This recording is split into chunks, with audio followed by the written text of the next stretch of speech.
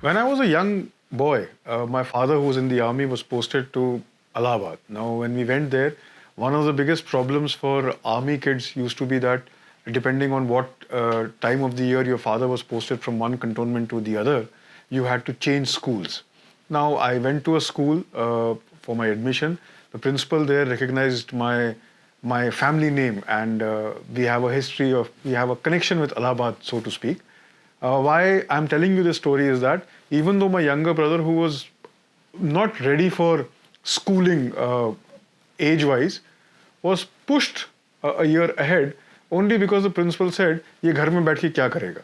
Hi, I'm Gautam Chintamani. This is Cinemaazi studio. Now, if you're wondering why I'm talking about my own story in an episode where we are looking at some interesting facet from the length and breadth of Hindi films, we're going to talk about siblings in films. And many a times what happens is that your upbringing or the environment that you grow up in impacts some of your decisions in more ways than what meets the eye. And probably that is what happens when you look at films and cinema business and entertainment industry, and you see that siblings often follow their elder siblings' footsteps, even though they might not be completely cut out for that kind of a task. So when you think of siblings in Hindi films, the first thing that comes to your mind is the Kapoor family or the Ganguly brothers. But there are many other instances where siblings across many decades in Hindi cinema have left an impression on the medium. Let's take this journey down memory lane and see how people from the same background ended up doing the same thing, but the results were very different. Look at films like any other business and look at it like a family business, a family run operation. It's very easy for people to learn the ropes while looking at your relatives or your cousins or your brothers and sisters doing something and pick it up from there.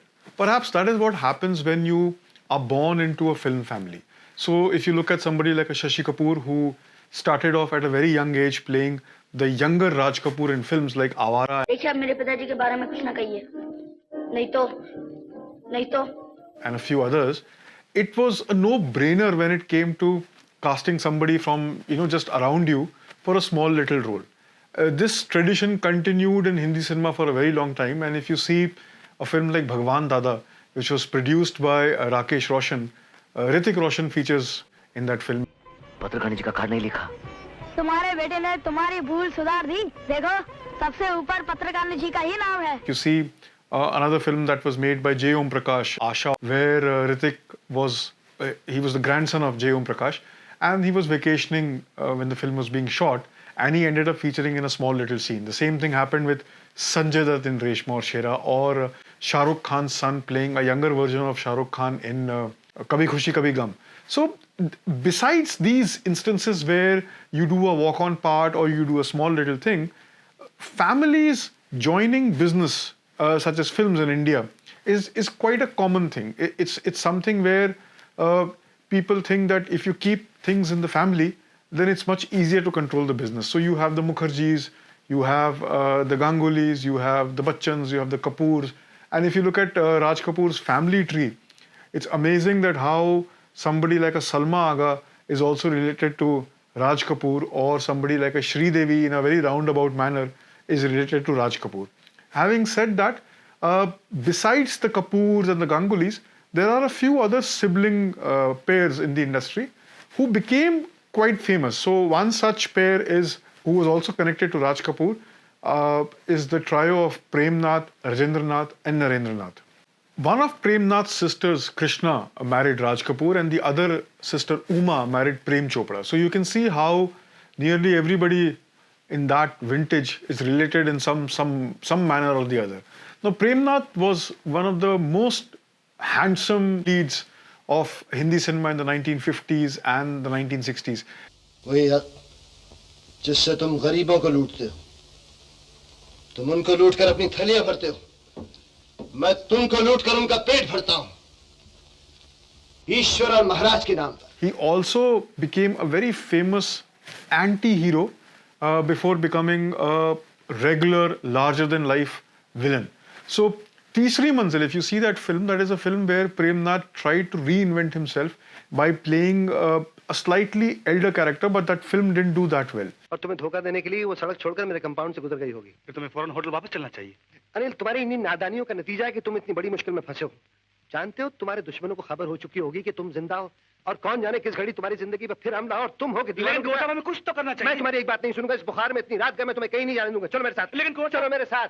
Johnny Mera Naam is the film that became wildly successful and established Prem Nath as a leading villain in the 70s. क्या हुआ मेरी रेखा को? इंसान को जिंदा रहने का बहाना चाहिए ना।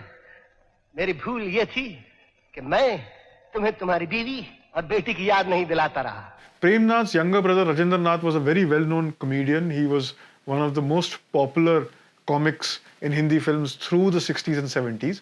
वो अनफॉर्चुनेटली एक पंजाबी का था, इसलिए अब मैं रुपए में 60 नए पैसे पंजाबी लगता हूँ। सत श्री अकाल जी। अच्छा, लखनऊ में आप किस जगह रहते थे? वेल, समुंदर के किनारे। लखनऊ में समुंदर? ओ, क्या बोल गया मैं? I am idiot. मेरा मतलब है समुंदर होटल के सामने।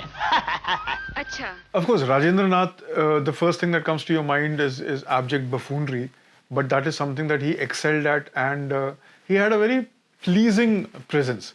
Narendra Nath, the third brother, was a second lead or a villainous kind of a villain's sidekick at best. तुम बेईमान हो धनराज, अपनी औकात पहचानो अशोक गुप्ता। अगर मैं अपनी औकात पर उतर आया तो तुम्हारा जीना मुश्किल हो जाएगा। But he didn't do that well. The other sibling pair which became very popular in the 60s and 70s was of course Nutan and Tanuja. Both were daughters of the great Shobna Samarth, and they took to acting like fish to water. But they had very distinctive personalities, and Tanuja was more of a free-spirited, outgoing character, and you can see this in films like Baharein Fir Bhi Aayingi. अपने बुद्धू पर पे money order से भेज सकती थी रुपया। धूप में तुम्हारे गांव क्यों दौड़ी? वहाँ सुषमा के हाथ छोड़ सकती थी रुपया, पर चिट्ठी लिखकर तुम्हें ही बुलाया। क्यों? और फिर इतनी देर तक तुम्हारी राह भी देखी। क्यों क्यों क्यों? Or Mem Didi, even where she had a very small little role. क्या हम सब मिलकर इन लड़कों के खिलाफ एक क्लब बनाएंगे, बॉय हेटर्स क्लब, जिसका मोटो होगा डू और डाई। तुम सब मिलकर कसम खाओ, करूंगी या मरूंगी। Later, Jewel Thief. फिर क्या? उठा आपको पलंग को। Nutan, on the other hand, is undoubtedly one of the greatest actresses ever in Hindi films. और आप ये भी जरूर जानते हैं कि आपसे नीची जात वाले लोग भी दुनिया में भरे पड़े हैं। हाँ। और नीची जात वालों का मन भी नीची हो जाता है। So when B.R. Chopra was first planning Waqt, he very famously tried to get Prithviraj Kapoor to play Balraj Sahni's role and the three sons to be played by Raj Kapoor, Shami Kapoor and Shashi Kapoor.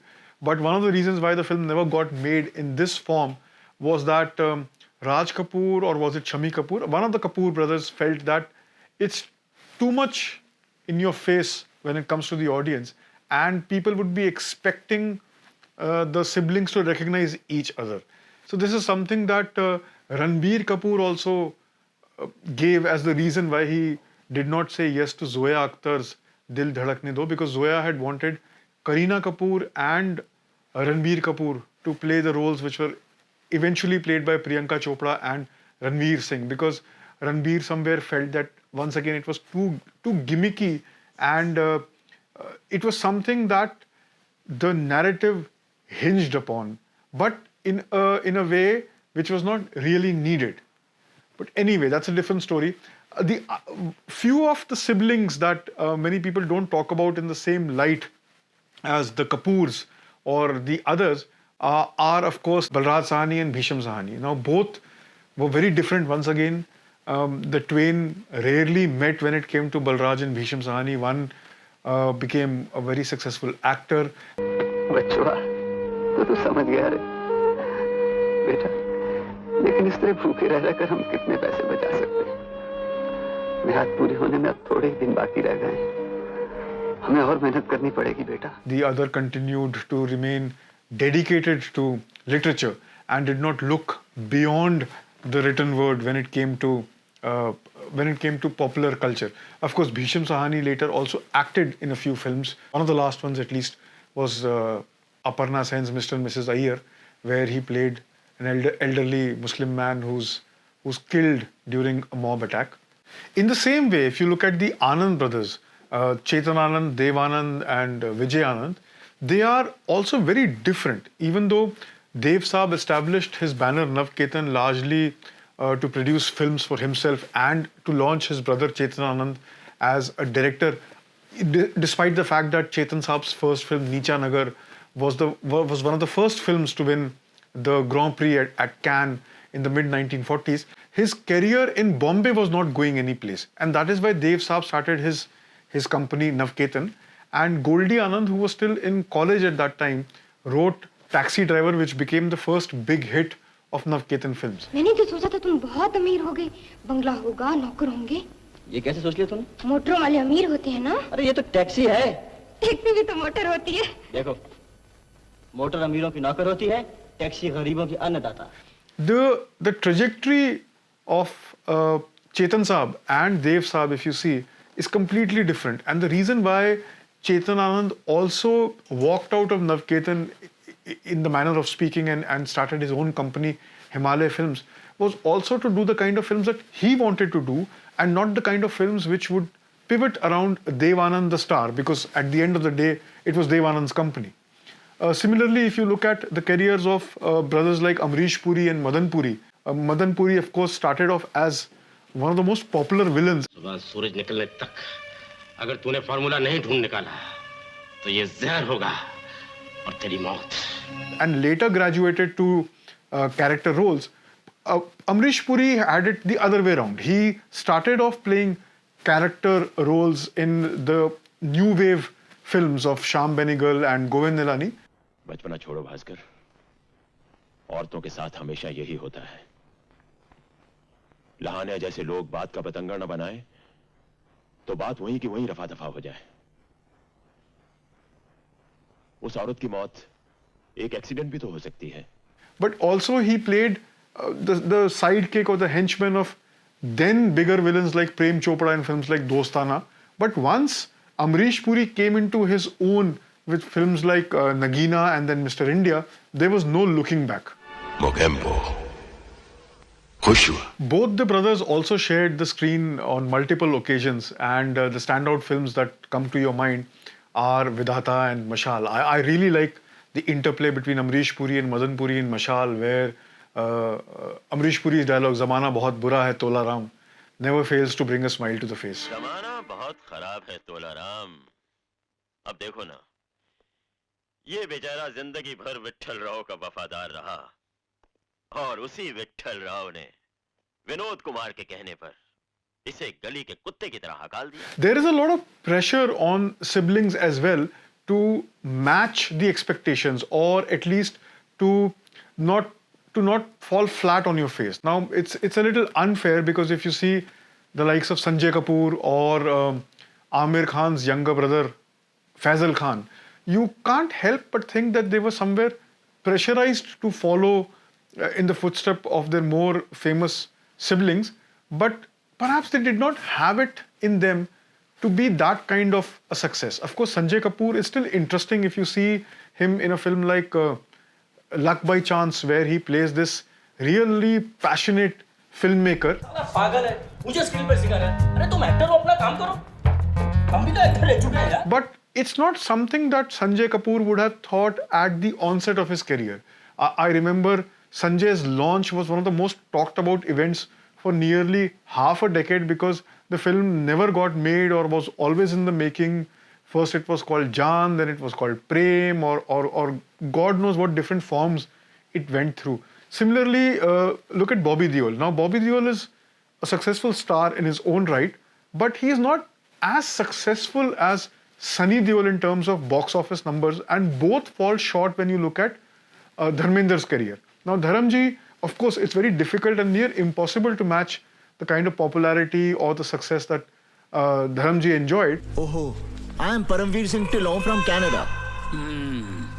और ये मेरे पिताजी हैं और ये मेरा छोटा भाई. But Sunny Deol and somebody like a Sanjay Dutt or even Rishi Kapoor would be a few instances and examples where the next generation did better than their parents in terms of box office popularity. I'm not saying that Rishi Kapoor is greater than Raj Kapoor or Sunil Dutt falls pale when it comes to Sanjay Dutt. But there are very few examples where the children have managed to outshine their parents. Because if you look at Kajol and Tanuja, Kajol's popularity or Kajol's success as an actress was far greater than Tanuja's. Similarly, if you look at somebody like an Abhishek Bachchan, no matter how hard Abhishek Bachchan tries, the odds would always be stacked up against him. Similarly would be the case for, say, Shah Rukh Khan's son if he decides to become an actor tomorrow. But we're talking about siblings here, and what is fascinating about siblings in cinema business is that they come from the same pedigree, they have more or less the same opportunities and the same tools at their disposal, but sometimes they end up doing things so differently that it makes you sit up and look at them in awe. If you look at Kishore Kumar and Ashok Kumar, इसमें एक भी पैसा नहीं, वो तुझे बुद्धू बना गई गधे। Check check check check check. I am sorry, ये तो किसी इनविटेशन का शो है। शो का इनविटेशन। देख, वो लड़की वहाँ जरूर जाएगी। तू ये कारतूस ये बैग उसे लौटा दे और उसे 5 रुपए बारह ने मांग ले। हाँ, तो ठीक है भैया, लेकिन अब प्रश्न ये उठता है कि मैंने लड़की को देखा नहीं, तो मैं क्यों जाऊँ? कसूर इसका, इसको जाना। ठीक ठीक, मैं समझा। Kishore Kumar is perhaps peerless, both in front of the camera and behind the camera, not just as a singer or a composer, but also a filmmaker. I mean, if you see some of Kishore Kumar's films, the ones that he directed or he wrote or he put together, they impressed the likes of Satyajit Ray, because Satyajit Ray often wondered how beautifully Kishore Kumar used the sound design for one of his songs where he's showing the anguish of a soldier who comes back home. जिसके लिए मैं खो बैठा हूँ दोनों जहां पागल बनकर जिसके लिए मैं खो बैठा हूँ दोनों जहां. Similarly, if you look at the careers of B.R. Chopra and Yash Chopra, Yash ji owes a lot to Chopra Saab when it comes to not just getting a foothold in the industry, but also understanding the finer aspects of the trade. Chopra Saab was one of the most successful producers, and Yash Chopra's initial few films were not just produced by B.R. Chopra, but they were projects which were possible largely because of B.R. Chopra's presence. And at least in the initial stages of Yash Chopra's independent career as a producer, Yash Raj Films in the early 1970s with films like Daag and later Kabhi Kabhi, you see that he's slightly different from how his brother approached themes. And for a long time, I have always maintained that B.R. Chopra could do things that Yash Chopra could, but Yash Chopra could not have done what B.R. Chopra managed.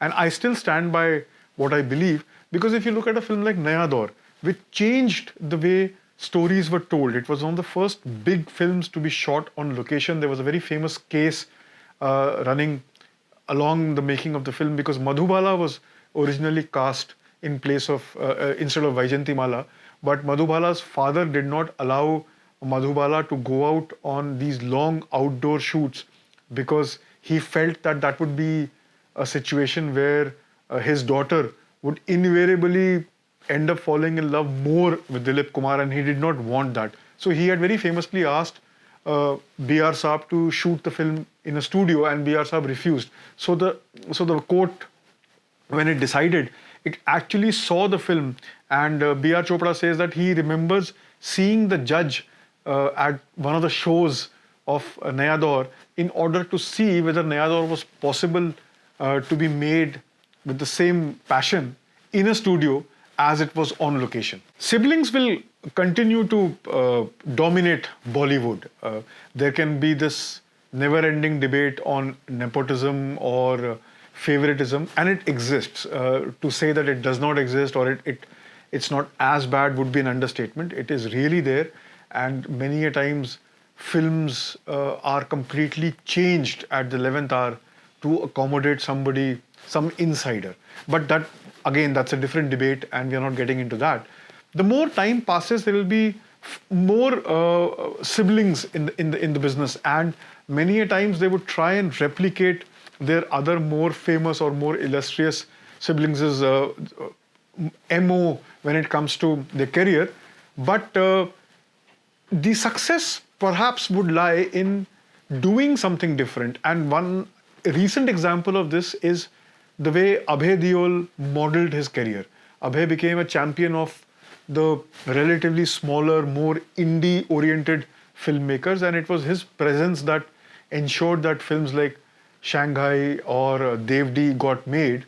But somewhere the lexicon changed or things changed, and Abhay Deol is not in the same driving seat that he was a few years ago. But he very famously charted a different course for himself, despite having one of the most popular and powerful surnames in the business, the Deols. तू पकड़ियो पैर, पैसे लिए गाड़ी पहुंचाएंगे.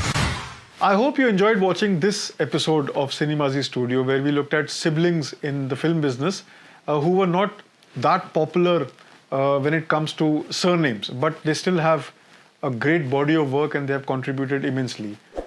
Please keep writing into us, and don't forget to hit the bell icon or like and subscribe the video.